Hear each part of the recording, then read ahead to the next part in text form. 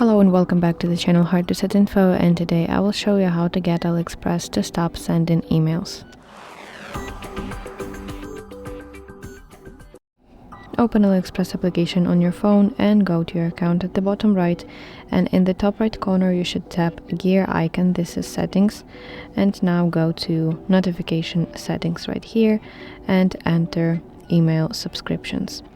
So here you can decide which exactly notifications you want to receive to your email, and in order to disable some kind of notifications you just have to move the slider to the left like this and confirm that you really want to unsubscribe, and disable all notifications to email that are not necessary.